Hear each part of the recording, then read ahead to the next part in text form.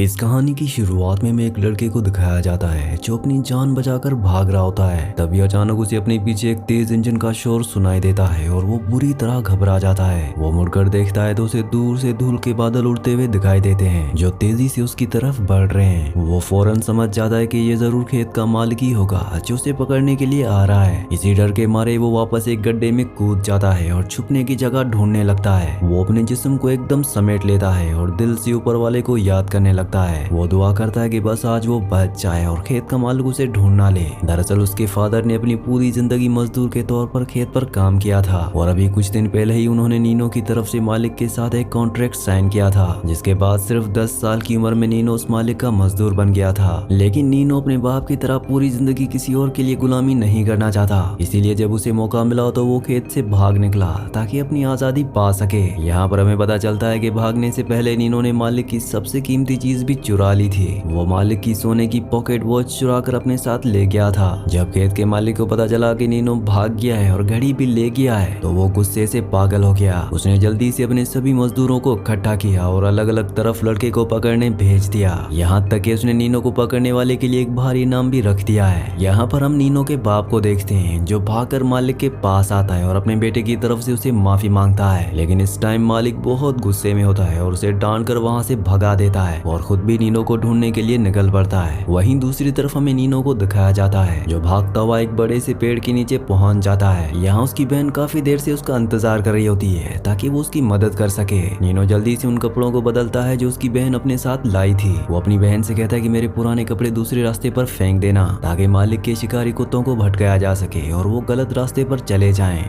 अपनी बहन को अलविदा कहने के बाद नीनो फिर से वहां से भाग निकलता है। वो अपनी पूरी ताकत से दौड़ता रहता है और एक पल के लिए भी रुकने की हिम्मत नहीं करता। अब रात होने पर वो एक पत्थर की गुफा में जाकर छुपता है ताकि वो आराम कर सके। वहां वो थोड़ा सा खाना खाकर अपनी ताकत जमा करता है और पूरी रात डरते हुए गुजारता है। अगली सुबह खेत का मालिक शिकारी कुत्तों को मिले उन पुराने कपड़ों को लेकर नीनो के घर पहुंच जाता है। दरअसल मालिक को पूरा यकीन था कि खेत से भागने के बाद नीनो की किसी ने तो मदद की होगी। वो जानता था कि वो कोई और नहीं बल्कि उसकी बहन ही थी जिसने उसे भगाया है। वो उनके घर पहुंचता है और उसकी बहन से उसके बारे में पूछने लगता है, लेकिन नीनो की बहन उसे कुछ नहीं बताती। तो मालिक उस लड़की को डराने लगता है। वो कहता है कि मैं सही बता रहा हूँ, तेरा भाई बहुत बड़ी मुसीबत में है। वो कहता है कि यहाँ सब सेफ है लेकिन बाहर डाकू और लुटेरे होते हैं जो उसे मार देंगे। ये बात सुनकर नीनो की बहन काफी घबरा जाती है और उसे लगता है कि कहीं उसके भाई के साथ बुरा ना हो जाए, जिसके बाद वो उसे बता देती है कि नीनो किस तरफ भाग कर गया है। नीनो की माँ अपने बेटे के लिए उससे भीख मांगती है कि उसे कुछ मत करना, लेकिन खेत का मालिक उससे गुस्से में एक जोरदार थप्पड़ मार देता है और वहां से निकल जाता है। दूसरी तरफ हम नीनो को देखते हैं जिसे बहुत दूर चलने के बाद आखिरकार एक इमारत नजर आती है। दरअसल ये वही बस स्टेशन था जो नीनो के भागने के प्लान का सबसे जरूरी हिस्सा था। यहाँ से उसे बस पकड़नी थी और अगर वो बस में चढ़ गया तो वो बच के निकल जाएगा। स्टेशन को इतना पास देकर थके हारे नीनो को अंदर अचानक नई ताकत आ जाती है। वो अपनी रफ्तार और तेज कर देता है ताकि जल्दी से वहाँ पहुँच सके, लेकिन तभी अचानक उसके कानों में पीछे से इंजन की आवाज आती है। दूर से उड़ती हुई धूल को देखकर नीनो का दिल जोर से धड़कने लगता है। उसे समझ में आ जाता है कि ये जरूर खेत का मालिक ही है जो उसका पीछा कर रहा था। अब कहानी वहीं पहुंच गई है जहां से शुरू हुई थी। जैसे जैसे मालिक और पास आता गया नीनो का डर बढ़ता रहा। उसकी सांसें तेज हो गई और उसने अपनी आंखों को जोर से बंद कर लिया, मानो उसने खुद को किस्मत के हवाले छोड़ दिया हो कि अब जो होगा देखा जाएगा। पर खुशकिस्मती से हवा में उड़ती हुई धूल ने नीनो को बचा लिया। इस धूल की वजह से खेत के मालिक की नजर उस पर नहीं पड़ी और वो बच गया। मालिक जल्दी से बस स्टेशन के आसपास लोगों से पूछकर नीनो का पता लगाने की कोशिश करता है, लेकिन उसे उसके बारे में कुछ भी पता नहीं चलता। नीनो छुपकर उन्हें देख रहा होता है। तभी वो बस जिसमें उसे भागना था वो धीरे धीरे स्टेशन से निकलकर दूर चली जाती है। ये देखकर नीनो की आंख भर आती है क्योंकि इस दूर दराज स्टेशन पर बसेस बहुत कम आती हैं। यहाँ पर अब अगली बस सीधा 4 दिन बाद आएगी जो नीनो के लिए बहुत लंबा वक्त है। लेकिन खेत का मालिक भी उसे ऐसे ही छोड़ने वाला नहीं होता क्योंकि नीनो सिर्फ कोई भागा हुआ मजदूर नहीं है बल्कि उसने मालिक की बहुत कीमती चीज चुराई है। मालिक ने सोच लिया होता है कि वो खुद नीनो को पकड़ेगा, चाहे उसे दुनिया का कोना कोना छानना पड़े। वो अपने एक आदमी को स्टेशन पर ही छोड़ देता है ताकि वो यहीं रहकर निगरानी करे। वो आदमी वहीं रुक जाता है ताकि जैसे ही नीनो दिखे वो उसे पकड़कर मालिक को बता सके, जिसके बाद बाकी लोगों के साथ मालिक आगे निकल पड़ता है। वीडियो में आगे बढ़ने से पहले आप सबसे रिक्वेस्ट है कि आप में से बहुत सारे व्यूअर्स वीडियो तो देखते हैं लेकिन वीडियो को लाइक और चैनल को सब्सक्राइब नहीं करते, तो आप सबसे रिक्वेस्ट है कि वीडियो को लाइक और चैनल को सब्सक्राइब लाजमी से कर दिया करें।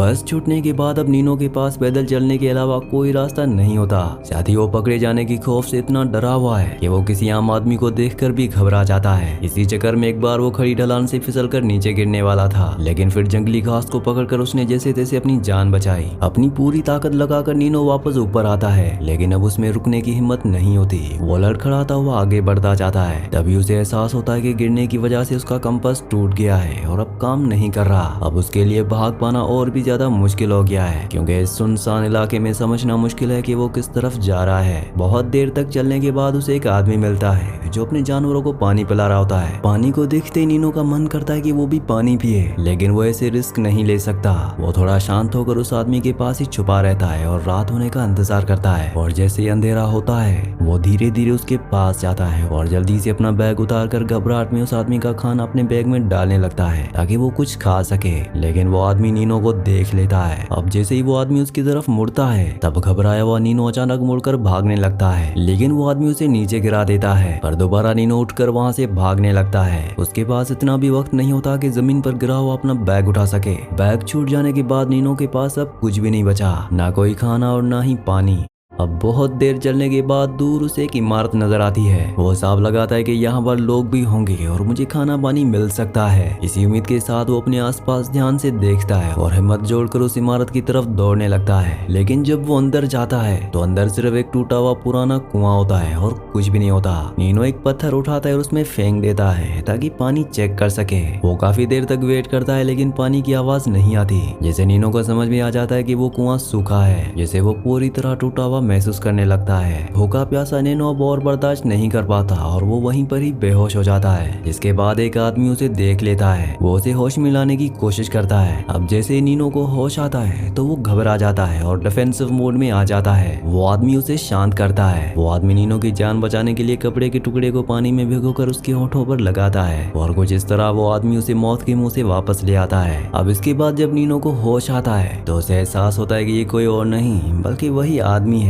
यानी वही चरवाहा जो थोड़ी देर पहले जानवरों को पानी पिला रहा था। वो आदमी नीनो को खाना चुराने के लिए कुछ नहीं कहता, बल्कि वो अपना सारा सामान खुशी खुशी उसके साथ बांटता है। जो बैग नीनो गलती से छोड़ आया था वो भी वो उसे वापस कर देता है और उसके बाद ये दोनों एक साथ सफर करने लगते हैं। वो आदमी अपने सर पर बांधने वाला कपड़ा भी नीनो को दे देता है ताकि वो उस तेज धूप से बच सके और बीमार ना पड़े। साथ ही उस आदमी के पास खाना पहले ही कम था और अब उसे 2 लोगों में बांटना पड़ रहा है। इसलिए ये एक सिस्टम बनाते हैं कि एक दिन खाना खाएंगे और अगले दिन भूखे रहेंगे। जब खाना नहीं होता तो ये दोनों बातें करके अपना पेट भर लेते और जब भूख बर्दाश्त से बाहर हो जाती तो पेड़ के नीचे लेटकर नींद का सहारा लेते।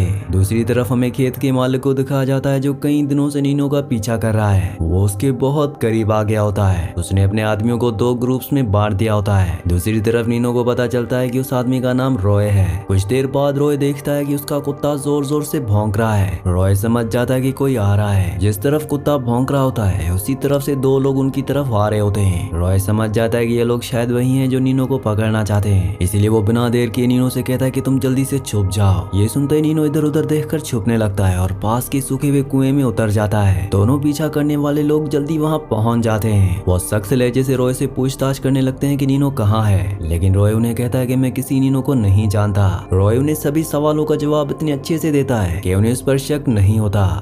अब जैसे ही दोनों रॉय की बातों पर भरोसा करके जाने लगते हैं तभी अचानक कुत्ता भौंकने लगता है। वो कुत्ता पास के सूखे हुए कुएं की तरफ भौंक रहा होता है। उनमें से एक आदमी सूखी घास को आग लगाकर कुएं के अंदर फेंक देता है। कुएं के नीचे छुपा हुआ नीनो पूरी तरह घबरा जाता है। वो सांस भी बिल्कुल धीरे से लेने लगता है ताकि किसी को एहसास ना हो कि वो वहाँ है। तभी इन दोनों में से एक आदमी अपनी राइफल निकाल कर कुएं के अंदर गोली चला देता है, लेकिन किस्मत से नीनो को कुछ नहीं होता और वो बच जाता है। उनका ध्यान भटकाने के लिए रॉय कहता है कि कल मैंने पासी की घाटी में गीत देखे थे, हो सकता है कि वो लड़का वहीं मरा पड़ा हो और अब तक खत्म भी हो गया हो। उसकी बात एक आदमी मान जाता है, लेकिन दूसरा आदमी से पूछता है कि तुमने यूरिन कहाँ किया था। दरअसल दीवार के कोने में किसी ने यूरिन किया होता है जो असल में नीनो ने किया था, लेकिन इस बात का इस्तेमाल करके वो आदमी जानना चाहता था कि रॉय झूठ तो नहीं बोल रहा। अब सही जगह पता ना होने की वजह से रॉय एक तुक्का मारता है, लेकिन ये उससे बहुत बड़ी गलती हो जाती है और वो पकड़ा जाता है। वो लोग रॉय को बहुत बुरी तरह पीटते हैं। फिर भी जब रॉय उन्हें नीनो के बारे में कुछ नहीं बताता तो वो अपनी चाल बदल देते हैं। वो लोग उसे बोलने पर मजबूर करने के लिए उसके सामने उसकी भेड़ों को खत्म कर देते हैं। ये भेड़ी उस आदमी के जीने का सहारा थी और अपनी आंखों के सामने उन्हें मरता देखकर रॉय को बहुत गुस्सा आता है, लेकिन फिर भी वो उन्हें नीनो के बारे में कुछ नहीं पता था। जिसके बाद वो लोग मरी हुई भेड़ों को सीधा उस सूखे हुए कुएं में फेंक देते हैं जहाँ नीचे नीनो छुपा होता है। आखिरकार वो लोग उस आदमी के प्यारे कुत्ते को भी मारकर उस कुएं में फेंक देते हैं। अब नीनो से और छुपा नहीं जाता और वो जल्दी से उठकर ऊपर चढ़ने लगता है। कुएं के किनारे से झांक कर वो देखता है कि जिस आदमी ने उसे बचाया था वो आदमी उस पर जुल्म कर रहे हैं। ये जालिम लोग रॉय को घोड़े से बांधकर पीछे घसीट रहे होते हैं। जख्मी और खून से सना हुआ रॉय नीनो को कुएं के किनारे लटका हुआ देख रहा होता है। वो उसे धीरे से सर हिलाकर इशारा करता है कि कोई बेवकूफी मत करना, लेकिन उसी पर नीनो की नजर पास पड़ी एक राइफल पर पड़ती है। नीनो किसी तरह हौसला जुटाता है और जैसे तैसे करके बाहर निकलता है। जब उन हमलावरों का ध्यान उस पर नहीं होता तो उसी पर नीनो खुद को और रॉय को बचाने के लिए हथियार चला देता है। इसी हंगामे में मालिक का एक आदमी मारा जाता है, जिसके बाद रॉय चाहता था उस बचे हुए आदमी को मार सकता था, लेकिन वो किसी की जान नहीं लेना चाहता। रॉय ने उस बाकी बचे हुए आदमी को जाने दिया। उसके जाने के बाद वो जल्दी से वहां से निकलने का फैसला करते हैं, लेकिन रॉय अब पूरी तरह से जख्मी होता है, जिसकी वजह से उसका जिस्म साथ नहीं दे रहा होता। इसीलिए ज्यादा दूर जाने से पहले ही दोनों को रुककर आराम करना पड़ता है। उस पल के बाद से जख्मी रॉय की देखभाल की जिम्मेदारी अब नीनो पर आ गई है। वहीं दूसरी तरफ जिस आदमी को रॉय ने छोड़ दिया था वो सीधा मालिक के पास पहुंचता है। वो उसे सब कुछ बता देता है और ये सुनते ही मालिक गुस्से से लाल हो जाता है। वो कसम खाता है कि अब वो खुद नीनो को पकड़ेगा, चाहे उसे आखिरी कोने तक जाना पड़े। अगली सुबह नीनो जख्मी रॉय को अलविदा कहता है और वो अकेला पास के इलाके में पानी लेने के लिए निकल जाता है। और जैसे ही वो ठंडे पानी को देखकर खुश होता है तभी उसे किसी की आवाज सुनाई देती है। नीनो जल्दी से अलर्ट हो जाता है और इधर उधर देखने लगता है। तब सामने वो एक अजीब सी आदमी को देखता है जो एक लकड़ी के थैले पर बैठा होता है। इस आदमी का पैर बिल्कुल काम नहीं करता, वो अपाहिज है। नीनो खुद को बचाने के लिए उसे झूठ कहता है कि मेरा भाई और बाप पास ही हैं। ये सुनकर वो आदमी उसे कहता है कि मैं कोई बुरा इंसान नहीं हूँ। वो नीनो को खाना और गर्म सूप ऑफर करता है। नीनो हर चीज को शक की निगाह से देखता है, लेकिन वो बहुत भूखा होता है, इसीलिए वो पड़ा संभल कर उसके साथ अंदर चला जाता है। किस्मत से वो आदमी उसे धोखा नहीं देता और नीनो जी भर के खाना खाता है। अब जैसे ही नीनो जाने की तैयारी करने लगता है तो वो आदमी उसे कहता है कि किचन में और खाना है, अगर वो चाहो तो अपने साथ ले जा सकते हो। नीनो खुश होकर किचन में जाता है, लेकिन वहाँ उसे कोई खाना नजर नहीं आता। तभी अचानक कोई किचन का दरवाजा अचानक से बंद कर देता है और अब नीनो वहाँ पर कैद हो चुका है। वो घबरा कर चिल्लाने लगता है, लेकिन बाहर से कोई जवाब नहीं आता।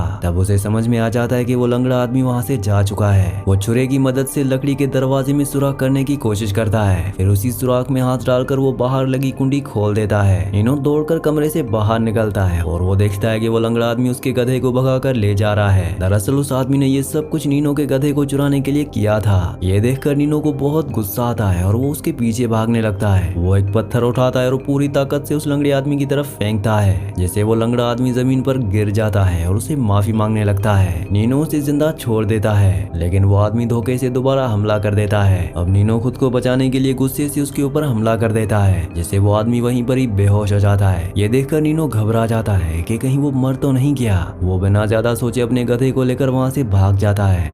नीनो वापस रॉय के पास पहुंचता है और उसे सब कुछ बता देता है। ये सुनकर रॉय फैसला करता है कि वो वापस उसी कुएं के पास जाएंगे, लेकिन उन्हें अंदाजा नहीं होता कि वो लंगड़ा आदमी असल में मरा नहीं होता। और सबसे खतरनाक बात ये थी कि खेत का मालिक वहां पहुंच चुका होता है। वो लंगड़ा आदमी जमीन पर पड़ा मालिक से मदद की भीख मांगने लगता है, लेकिन मालिक को उसकी जिंदगी से कोई मतलब नहीं होता। वो उसे नीनो की जानकारी लेता है और फिर उस लंगड़े आदमी को वहीं खत्म करके कुएं में फेंक देता है। थोड़ी देर बाद नीनो और रॉय वापस उसी जगह पर लौटते हैं। यहाँ पर नीनो की किस्मत अच्छी होती है कि वहाँ पर मालिक नहीं होता। रॉय जमीन पर खून के निशान देखता है और कुएं के अंदर उस आदमी की लाश पड़ी होती है। वो उस लाश को निकालकर अच्छे तरीके से दफनाता है, जिसके बाद वो अपना आगे का सफर जारी रखता है। जल्दी ये दोनों एक वीरान स्टेशन पर जाकर पहुँचते हैं, जहाँ उनका आखिरकार उस खेत के मालिक से सामना हो ही जाता है। रॉय जल्दी से नीनो को एक कमरे के अंदर छुप जाने के लिए कहता है और खुद बाहर बंदूक के साथ खड़ा हो जाता है ताकि मालिक का सामना कर सके। मालिक पहले रॉय को समझाने की कोशिश करता है। वो कहता है कि मुझे सिर्फ नीनो चाहिए, मुझे तुमसे कोई लेना देना नहीं है, लेकिन इस बात का रॉय पर कोई फर्क नहीं पड़ता।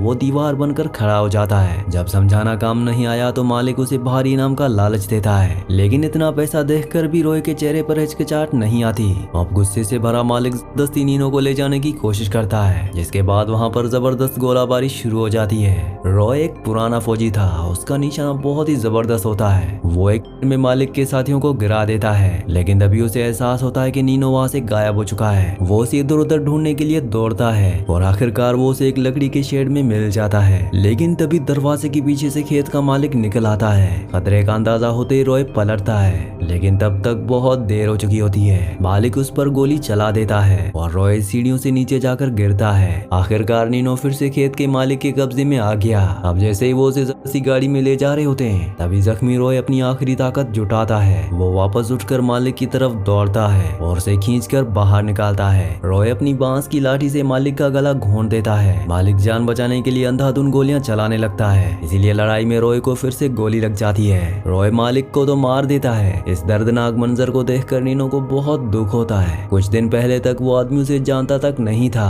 और आज नीनो की आजादी के लिए उस आदमी ने अपना सब कुछ कुर्बान कर दिया। अब नीनो उस आदमी को बहुत अच्छे से दफना देता है और फिर आखिरकार वो अपना सारा सामान लेकर अपनी नई जिंदगी की तरफ बढ़ चलता है। और कुछ इस तरह नीनो आजाद तो हो गया, लेकिन उसकी कीमत रॉय ने चुकाई। इसी सीन के साथ इस मूवी का, इस कहानी का एंड हो जाता है। अगली कहानी आप किस मूवी पर सुनना चाहते हैं मुझे नीचे कमेंट्स में जरूर बताना। और अगर आपने हमारे वीडियो को लाइक और चैनल को सब्सक्राइब नहीं किया तो जल्दी से वीडियो को लाइक और चैनल को सब्सक्राइब कर दीजिए।